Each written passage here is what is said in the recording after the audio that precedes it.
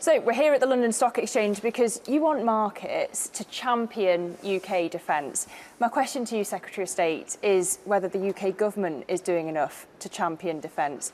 You're not going as far and as fast as Germany, for example, and that's where we've really seen the big stock rally for the likes of Rheinmetall. Do you need to go further on public spending on defence?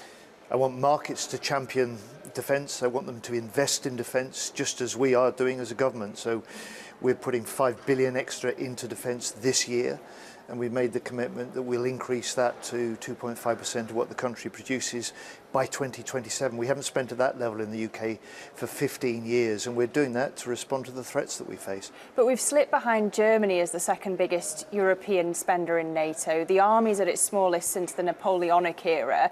Is that 2.5% of GDP on defence by 2027 enough to fix those issues?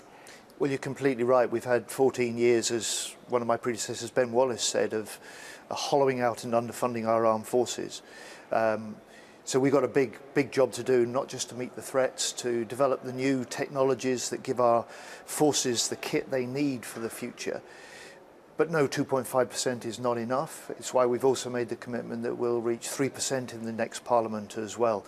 But for me as Defence Secretary, it isn't just about how much we spend, it's how well we spend it and how we spend it. So on that point, will the increased spending be ring-fenced for UK companies, or would the UK arm of a US company count, for example? Well, first of all, the how we spend has got to reflect the threats and what our forces need for the future.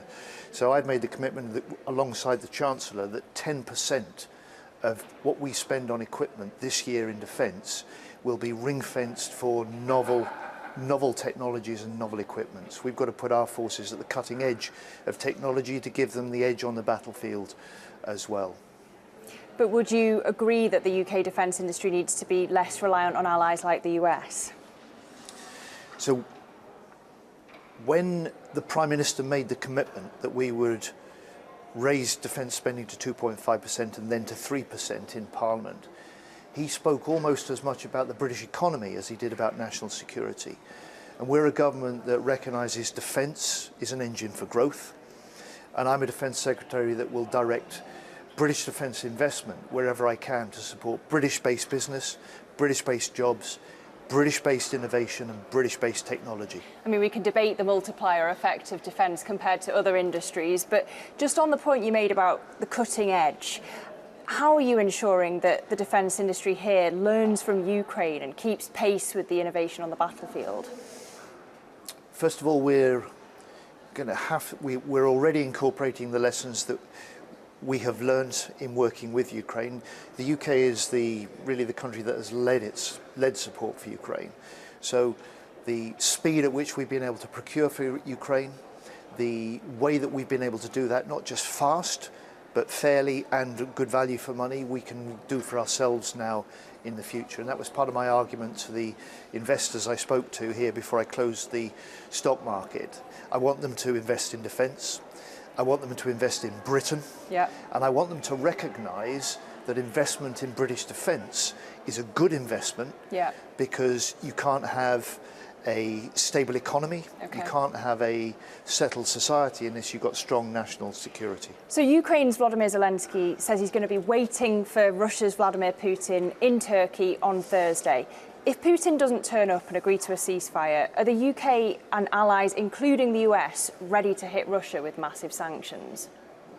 Yeah, so you saw Keir Starmer in Kyiv with other European leaders at the weekend. Together those leaders were saying, look, Russia has talked about peace, but is not taking the negotiations seriously. It was the very day that Putin was celebrating his victory parade in Moscow, but there is no victory in sight for him in Ukraine. And we're ready to turn up the pressure on Putin, both to bring him to the negotiating table, but also to make sure that we can put Ukraine in the strongest possible position at the negotiating table, just as we are on the battlefield. But are you sure Trump's ready to turn up the pressure on Putin? Well, he's talked about wanting to see Putin brought to the table. With sanctions there. He's talked about the economic pressure, and we will play our part as European nations both in doing what we can to put pressure on Putin to negotiate, to put an end to this fighting as he can, but we in the meantime will not forget about the war and jeopardize the peace. So we will keep supporting Ukraine so that it stays as strong as possible on the battlefield. Well, if the US won't continue providing weapons to Ukraine, does that mean that the UK would buy those weapons from the US and give or lend them to Ukraine? Do you know one of the interesting things in the last year, more than half of the military support that went into Ukraine was provided by the non-US members of NATO. And so Britain, and led by Britain, European nations are stepping up for Ukraine. We're stepping up on European security, and we're stepping up on defence spending. A challenge that President Trump has issued rightly to us. We're responding, and we will go further. My question, though, is what happens to those US weapons? Well, at the moment, we're doing what we can, and Britain has stepped in to convene and chair what's called the Ukraine Contact Group. I chaired that about 6 weeks ago in Brussels. That's nearly 50 nations, not just European nations, committed to continuing to support Ukraine in the battle. And the US has been part of those discussions, part of those meetings. And the challenge for us as non-US NATO nations is to step up the contribution that we make for the future, and we will. So on that point of European cooperation, is the UK talking to Germany and France and Italy and Spain about common equipment? Yes. One of the important steps as a new government that on defence and security was for me striking the Trinity House Agreement in October with Germany, the first ever defence agreement between our two nations. It is far-reaching, it's deep, and this week I meet Minister Pistorius to take stock of that, and that is about procurement that we can do together.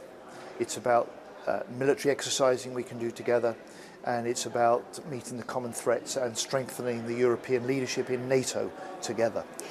There's just a few days until this UK-EU summit. Would you like a clearer steer from the EU that UK companies, the sorts that you're addressing here at the London Stock Exchange, are going to be able to join its defence fund?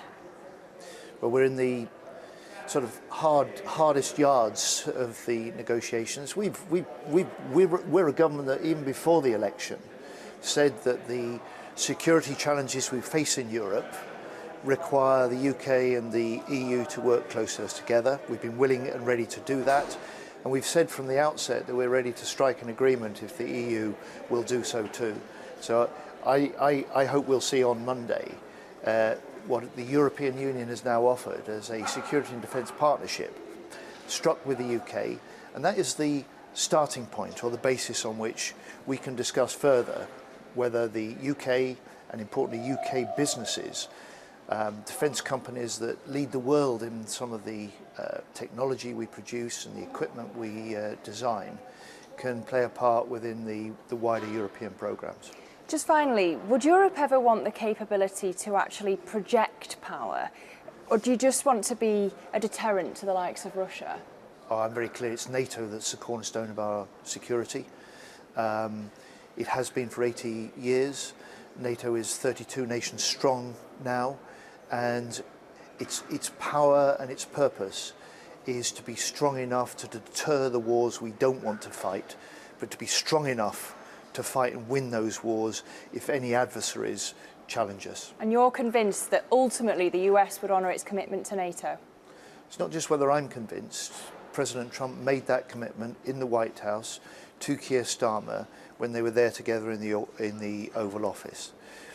Totally committed to Article 4 and NATO, Article 5, totally committed to Article 5 and NATO, but challenging Britain, challenging other NATO nations to do more of the heavy lifting. Now, we've argued for 4 or 5 years that that's something that Europe must do, that Britain must lead, and that's something now that we're in government, we're starting to do.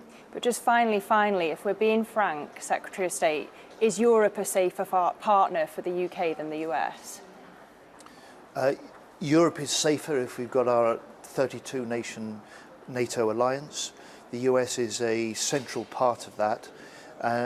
And as the Defence Secretary of the US said to me and to the other nations when I pulled them together in that Ukraine contact group, look, our challenge is for Europe to step up, but that does not mean the US stepping away. Secretary of State John Healey, Thank you. Thank you.